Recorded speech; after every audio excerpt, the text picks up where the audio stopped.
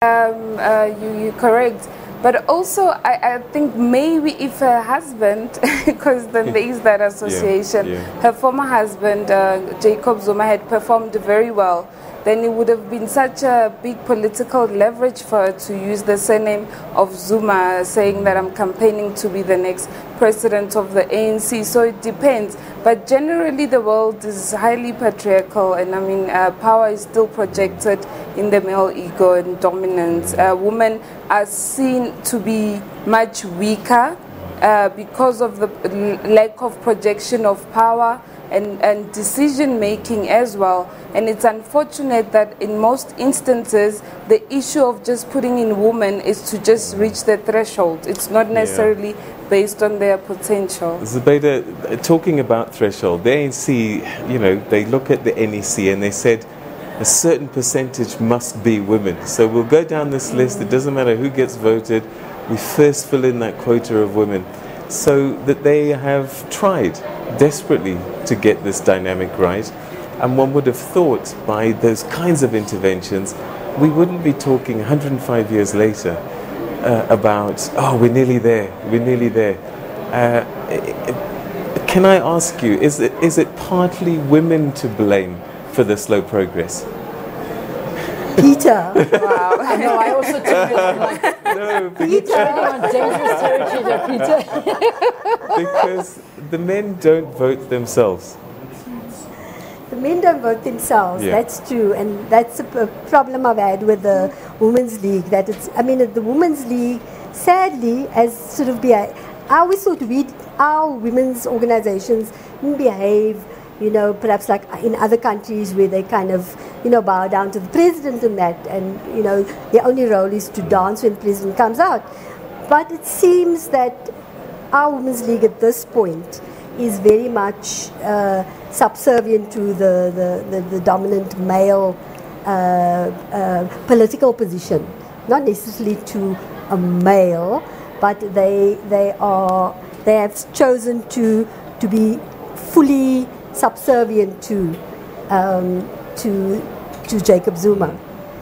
And so about women being to blame, no, I think we're talking here about a historical, you know, situation where all through the world, I mean, the United States hasn't had one female president yet.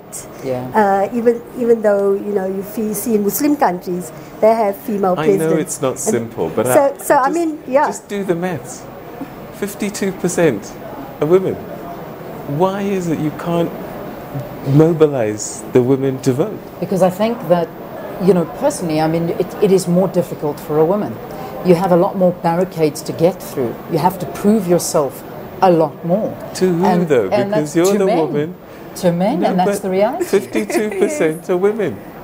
Vote for your women candidates. But I think it will be also unfair, to just say, you know, by virtue of being a woman, I have to vote for President Dlamini Zuma. So you know, it's the issue of what's this word? But it's not the quality, the quantity, but the quality as well. Right. So I think that and the issue of confidence, and like we said, it's a historic issue of you know, societally, culturally, also religiously, you know, that has had an impact in the confidence, how I project myself. I don't want to think I'm only here just because I'm a woman. So I would like to think that, but a lot of women say that. A lot of women say that, is that we need to tick those boxes. So we tick those boxes, okay, we've got the numbers of the women, okay, great. Okay, now let's put the men in, and let's get the leaders, the real, and they can just be there. You know, do they really have a say? And do women really make us proud in the organization? And I bring another conversation into this. We talk about, you opened the conversation talking about the ANC Women's League that we had here. We had the chair lady, Batabile Dlamini. But let's go back to how the Women's League have acted, and do they really support women? We saw, and I bring up a rape trial, I go back to the rape trial, and we didn't see them supporting the victim. We saw them supporting President Jacob Zuma. I'm not saying who was right and who was wrong, but they didn't necessarily take the side of a woman. There have been many other instances where they have taken the side of women, but they haven't necessarily been shouting for the causes of women. I mean, we've got an entire industry that is dedicated, or a ministry dedicated to women and the causes of women, and yet women are being abused and raped more now than they ever have been. So we are not helping ourselves, and that is the reality. So, you know, where is the fault here, and are we really supporting? Zubaida, talk to us here. You got Look, we don't have an independent women's movement in this country. No, we don't. We don't. And if you look back, you look at the Federation of South African Women, you look at the National Council of African Women in the 30s, you look at all of that. Those were independent women's voices, separate from political parties. And we really do need an independent women's movement that just focuses on women's rights. So when there's a rape trial, you would focus on the rape victim. Okay, you know? I'm going to throw again another spanner in the works. And the thing is, for me, and Mayor Batabile raised it as well earlier on, the reality on the ground is it is the women that are running the households. If you look at agriculture across the continent, 70% smallholder farmers, it is the women that are doing the work. So it boggles my mind that you are already doing the work, you're already making the decisions, you're already shaping society and our communities. Why is it that the men get the positions when you're doing all the work? It's a difficult question. I'm just thinking now with the announcement that Baleka Mbete also made to say that she's supporting Cyril Ramaphosa, and she's not apologetic that she'll be criticized for not supporting a woman candidate such as Nkosazana Dlamini-Zuma. So for me it's quite interesting, but I think it's also for political leverage at the end of the day and self-sufficiency. I can't answer you, unfortunately. I do not know why women do not support other women. And also, like I said earlier, I don't want to be in a situation where I'm forced to support a woman by virtue of that person just Maybe being, let me ask you in another way. A female. Let me ask you in another way. Are women making themselves available for those positions enough? I think there are enough women. I mean, we can see it all around. And strong women. And we've got fantastic women who could be president. They just haven't stepped up they haven't just come forward yet. But we do have fantastic women. So that isn't the problem. The problem is that, you know, we vote often according to our political interpretations and thinking. And so people are not suddenly going to vote for Helen Zille because she's a woman. You know, you don't vote like that. You vote in a way, I suppose, ideologically, you vote according to the program of the party. And so, and with that goes, you know, having certain expectations. So I don't think it's as simple as saying women's got to vote for women or men has got to vote for men. It's about a whole set of whether you think the person is representing your interests. Yeah. You know? I mean, we look at if we go just a couple of years back, and again I bring up the Women's League because that is supposedly the independent organization that is supporting the rights of women. They themselves came forward and said, this country is not ready for a female leader as yet. I mean, we remember that. Yes, we could play that clip over and over again. Although they are supporting Nkosazana Dlamini-Zuma now to become the president. But are they supporting her because they've been told to? Or are they supporting her because they seriously believe that this woman has what it takes? And that's a real question that we have to ask ourselves. Do you think they believe she has what it takes, or is it just a political move? Look, I don't want to dishonor her legacy, so to say, but I think she has a lot of potential, Nkosazana Dlamini-Zuma. And previously as well, you've had very powerful women that have served, such as the Deputy President, former Phumzile Mlambo-Ngcuka. She was extremely excellent. You have other numerous women that have so much potential to lead and to give direction. Your question, to come back to your question about the ANC Women's League supporting her because they think she has the potential, again, I think it's political leverage. You know, I don't think they were told to do so, but it's about just political leverage that they have and their self-sufficiency, so to say. So And also, remember, it depends on who controls the resources, our proximity and our access to it. If it's Cyril Ramaphosa, on the other hand, the Women's League might have problems with that. He seems to be a bit more strict. Nkosazana Dlamini Zuma, we might get away with 1, 2, 3.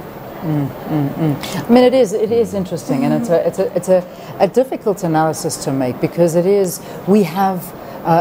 Okay, as of yesterday, we saw Baleka Mbete stepping down, but there were 3 candidates vying for that position. And you had somebody like Lindiwe Sisulu, who, again, the credentials are there. She stood up, she has put her hand up for the position, and she has been very outspoken, very vocal, and very strong in her ways. And yet, on her own, it doesn't seem that she's gotten too far in this race. Yes, as perhaps the running mate with Cyril Ramaphosa, she'll do much better. But on her own, running to lead this party, doesn't look too good. I think she got quite far, because she's now one of the 2 candidates for the deputy position, which she wouldn't have been if they had agreed on what President Zuma was putting forward.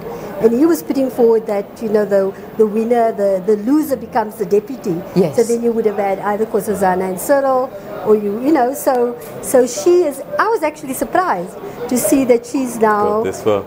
Potentially, we could have a woman.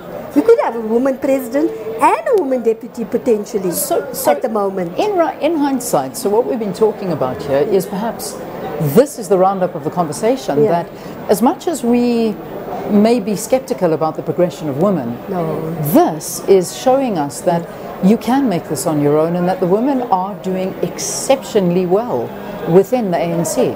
I mean, in the first 30 years of its existence... That's not in dispute. Not the dispute. Right. So then, what needs to be spoken about in conference and come out in terms of policy for there to have been a successful conference for women's issues? And both of you, I'd like you to address that. Let's start with you, Ms.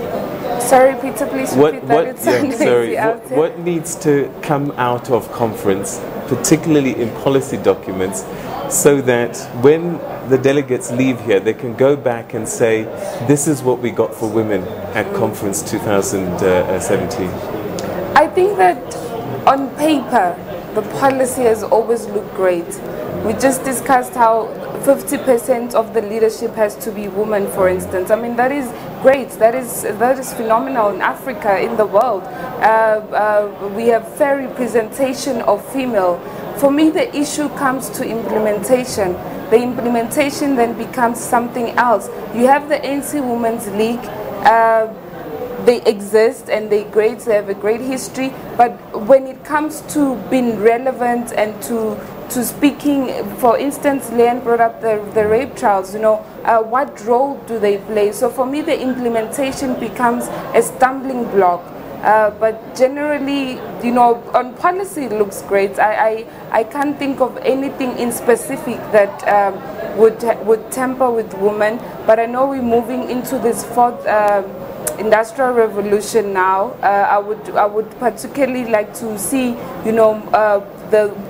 the definition of where women would play a role in ICT and technology and in more technical stuff, and also equipping their skills, improving their skills, and not to take away the jobs that they are already doing, which for me raises a concern also. Zubaida, final word. You've been coming to conference since '94, so you've seen the progression of women's issues.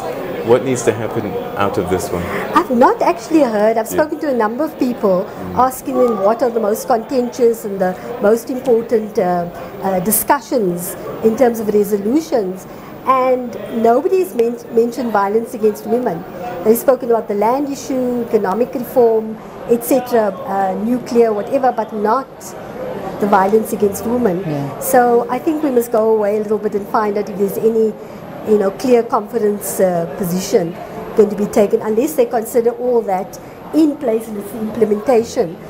But we are faced with an epidemic. We're faced with a terrible situation at the moment. I mean, I think, something drastic has to give. And I think we should check if there's any, I'm not aware of anything specific, but we should check again. Ladies, thank you.